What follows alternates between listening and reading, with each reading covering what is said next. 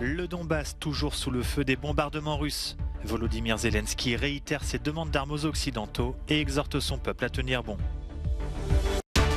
En visite en Cisjordanie, Ursula von der Leyen a annoncé le déblocage de plus de 200 millions d'euros destinés à venir en aide aux Palestiniens. La première ministre écossaise Nicola Sturgeon espère organiser un nouveau référendum d'indépendance en 2023. Elle dénonce les ravages du Brexit sur l'économie locale.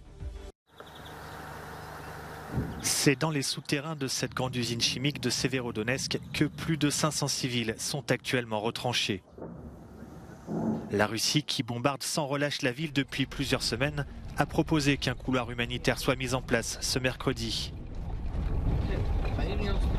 Les forces ukrainiennes continuent de résister aux attaques russes dans le Donbass, mais pour combien de temps ?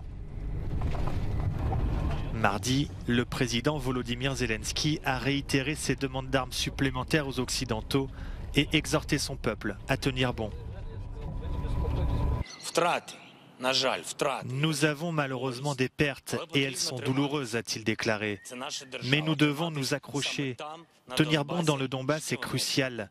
Plus l'ennemi subit des pertes, moins il aura de force pour continuer son agression. Le Donbass est la clé pour décider de qui dominera dans les semaines à venir. À Lysychansk, ville jumelle de Severodonetsk, les habitants qui ont décidé de rester tentent de survivre sans eau ni électricité. Ils ne comprennent pas pourquoi ils sont visés. Il n'y a que des civils ici, il n'y a personne d'autre, dit Evgenia. Il n'y a pas de soldats, affirme Maxime. Pourquoi est-ce qu'ils nous bombardent? Qu'est-ce qu'ils visent? Le Donbass est ravagé par une guerre qui pourrait encore durer.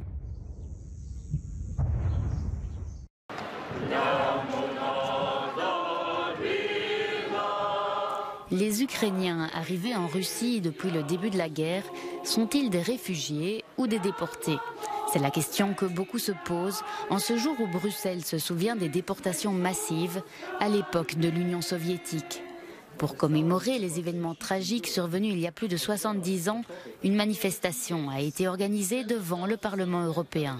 Selon les organisateurs, ceux que la Russie appelle réfugiés sont en fait des déportés. Mais quelles sont les preuves ?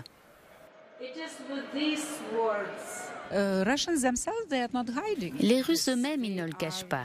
Ils racontent qu'ils ont replacé des milliers, des centaines de milliers d'Ukrainiens, y compris des enfants sans parents, et qu'ils les adoptent. Ils sont sur le point d'avoir de nouveaux Russes.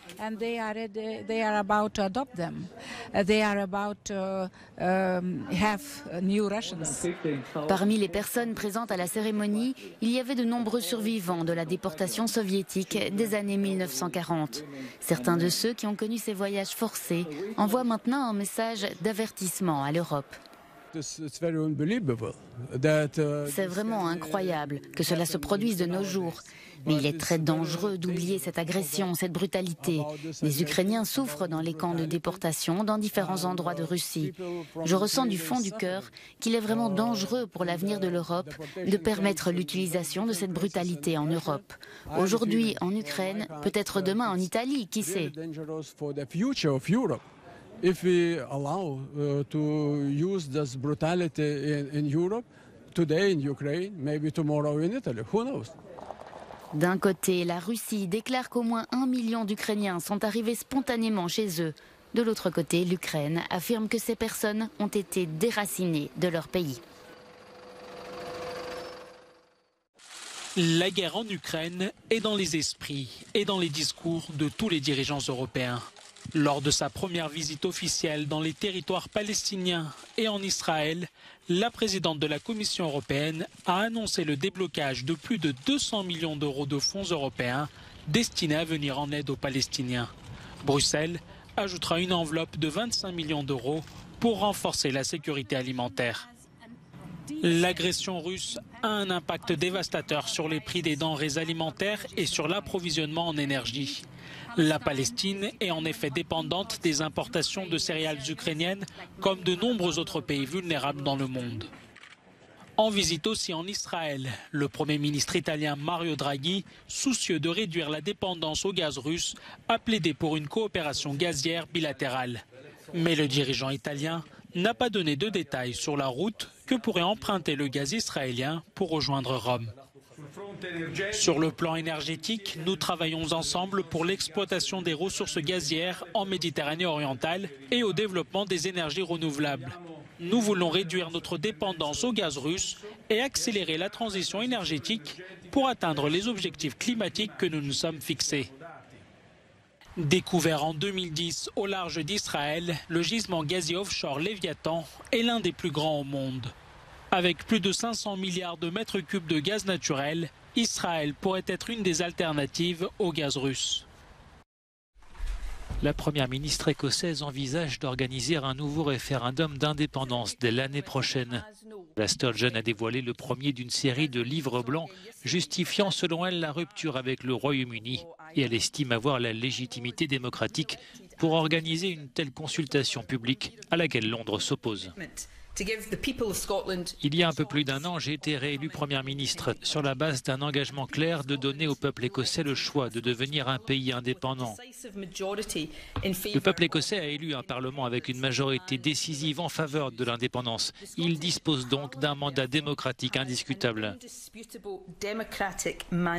Pour justifier ce référendum d'indépendance, Nicola Sturgeon pointe en particulier les ravages du Brexit sur l'économie écossaise, désormais coupée du marché unique européen. Un Brexit auquel une majorité d'Écossais s'était opposée en 2016. Mais 2 ans plus tôt, en 2014, ils avaient également été plus de 55% à rejeter un premier référendum d'autodétermination pour l'Écosse. Depuis, la donne a changé et la sortie du Royaume-Uni de l'Union européenne pourrait avoir convaincu les Écossais de prendre leur distance avec Londres. Un accord historique sur la parité dans le foot espagnol. Les joueuses de l'équipe nationale percevront dorénavant les mêmes primes que leurs homologues masculins, annoncé ce mardi la Fédération espagnole de football. L'accord s'étend sur les 5 prochaines années. Il porte également sur les déplacements, l'alimentation et l'hébergement des joueuses lors des compétitions. Là aussi, les conditions seront les mêmes que celles accordées aux hommes. Annecy devient la capitale du film d'animation chaque mois de juin avec son festival devenu le plus grand du monde. Plus de 100 000 spectateurs, une centaine de pays représentés et plus de 500 films projetés. Avec en ouverture du festival ce lundi la première mondiale de Minions 2, Il était une fois Gru. Un blockbuster bientôt sur tous les écrans du monde et qui revient sur la jeunesse du plus méchant des super-vilains, Gru. Désopilant, évidemment. Annecy, c'est tous les formats et tous les genres, avec aux manettes depuis 10 ans un directeur artistique qui a vu l'évolution de l'animation, notamment en Europe. Le long métrage d'animation, c'est un format qui s'est énormément développé en Europe depuis 20 ans.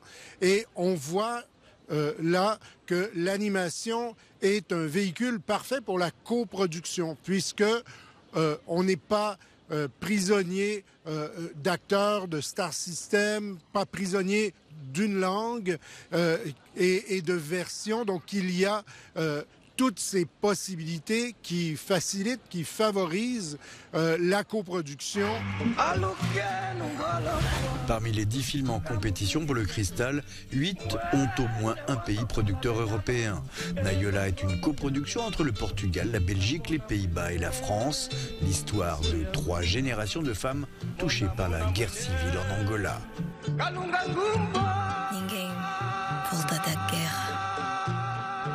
Cette idée européenne qui est très présente en animation et ce qui nous amène, puisqu'on parle d'Europe, à parler d'Ukraine ou à une pensée pour l'Ukraine, puisque cette année, Annecy a voulu faire un coup de chapeau à l'animation ukrainienne et rappeler à l'ensemble des festivaliers qu'aujourd'hui, donc, un pays qui est signifiant dans le milieu de l'animation vit une situation extrêmement dramatique. Коли Україна стала незалежною, багато хто думає, що 91-го року, але насправді це сталося. Le jeune narrateur du film se remémore les événements qui ont coûté la vie à son père il y a 8 ans en Ukraine. Життя віддані за свободу Le festival d'Annecy se termine le samedi 18 juin.